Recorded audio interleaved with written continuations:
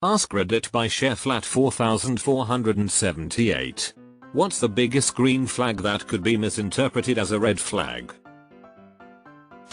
Being forthcoming. Some people wear their heart on their sleeve, and I wear mine on a 60-foot neon billboard 15 feet above my head. Being able to own up to and speak to personal faults and failings could easily be misread at the beginning stages of dating. I once told a woman I was seeing that I was having some feelings of jealousy over something, that I recognized those feelings as irrational, and she didn't need to do anything different. I was just letting her know. She immediately ended things. In hindsight, just a sign that things weren't going to work anyway, but sheesh. Had a coworker saying that the way I talk about my ex is both a red and green flag. Because I speak very highly of her, it seems like I'm still hung up, but it's also good that I'm not someone constantly talking shit on my ex. I think a good relationship with exes is a green flag. Not a weird obsessive hang up, but people whose previous relationships didn't end in a big fucking disaster speaks to their ability to choose good partners and to end things with maturity and grace if the time comes. If your boyfriend or girlfriend one crazy ex, well, everyone has bad luck sometimes. If they tell you all of their exes are insane, yeah, it's probably going to be the next one. Close relationship with a parent. Yes, I've met mama's boys but also sons who are attentive to his mom. Or dad. Same for daughters. Agreed. There's a difference between having a close and healthy relationship with your parents and having an unhealthy mama's boy daddy's girl relationship with your parents where they're just enabling your ineptitude and immaturity. One I only discovered recently. When a person going through some difficult stuff is less friendly and cheerful around you than they are around other people, it can make you feel defensive. You might think it means they're upset with you, but sometimes it can mean this person feels safe expressing their more vulnerable emotions around you. It's really counterintuitive. Edit. Didn't expect much traction with this one, but I wanted to add some good points responders are making. If the person is like this all the time, that's not a green flag, that's a straight up red flag. And if they are verbally or otherwise abusive, that's also a red flag. What I described above is strictly about a person being less friendly and cheerful, not aggressive abusive, while they are going through some difficult stuff, as opposed to all the time. Oh yes, this is so true. I remember being very distressed when I noticed my boyfriend was often more dull and expressive of his stresses with me compared to his friends, especially when he was going through a rough patch. But as it turns out, he was just far more comfortable sharing his problems with me.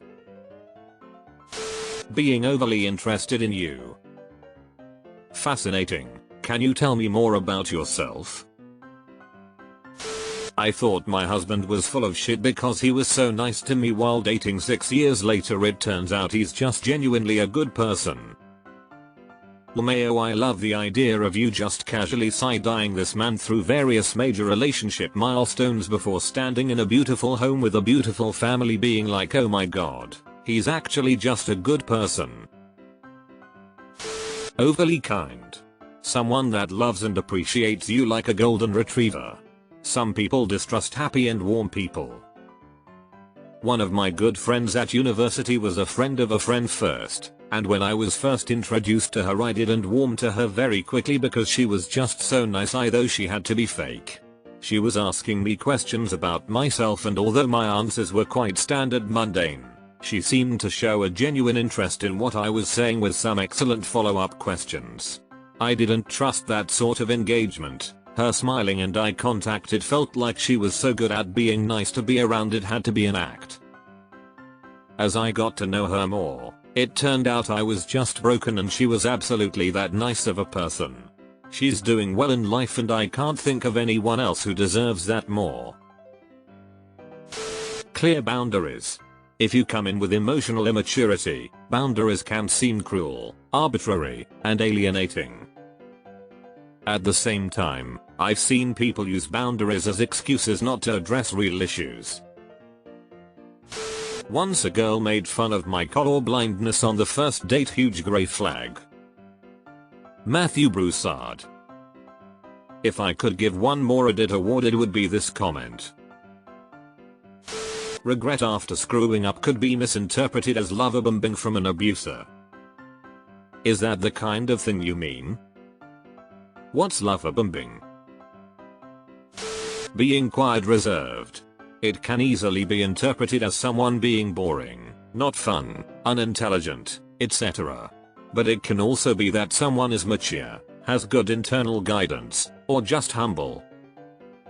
In my case, it was an extreme lack of confidence and depression. It was crushed out of me by my former stepfather and bullies, so by the time I got out, I was quiet, reserved, sullen, and don't trust easily.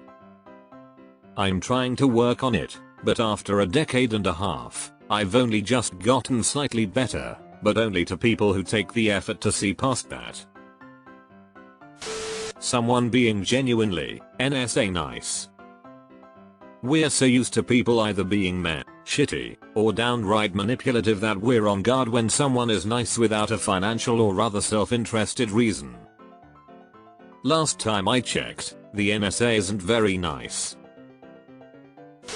Bro, when I was dating I had men get upset with me because I would admit when I was wrong. Why don't you put up a fight because I'd still be wrong like huh? I've had the same with women in the past. If I'm wrong, I often am, I just say I was wrong and I'll try not to make that mistake going forward. It was like they wanted to fight about it and then that I make a huge show of ass kissing. No way. People are wrong every day. Just act like an adult and swallow your pride. And equally, be gracious in receiving a genuine apology. Not having any social media. Yeah, it's pretty fucked hearing from women that not having a social media presence is a red flag before. Sharing your insecurities. If you are comfortable enough with a partner to explain what makes you tick, I'd say that flag is greener than a traffic light. Holy shit, this blew up. But traffic lights are sometimes red. Quick responsive texting. None of this wait as long as a one day shit. Got something to say then please do. No games. On the flip side, understand that it's text and that someone not getting back to instantly isn't necessarily some game or something. Sometimes people are just busy or can't carry their phones. When you build a PC and attempt to start it for the first time, you may see it start up but then immediately stop. This is fine, and usually good, because if it didn't do anything, you would know something was wrong. It typically starts back up on its own after a second. As long as you see it post, you're fine. Man, I wish I would have known this before my first build. Would have saved a mini heart attack. Color blindness. Took me a second, but my red-green color blindness made me laugh. Deleted. I would suspect a scammer. Being honest, vulnerable, and accountable.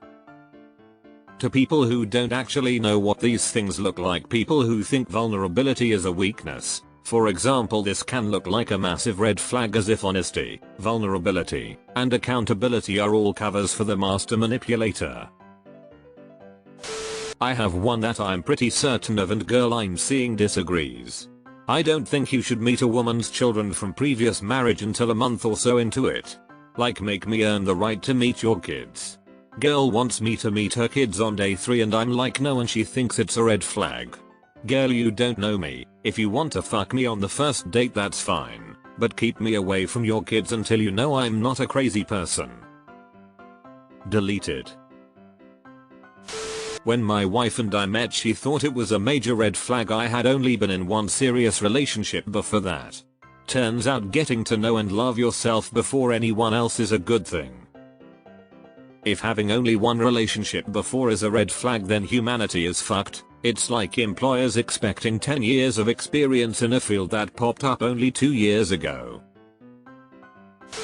Texting back right away lol. Which I think is stupid, but I had someone tell me that they thought it was weird that I texted back so fast, but I text everyone back fast lol. I think it's just being polite. She took it as me being obsessed or something.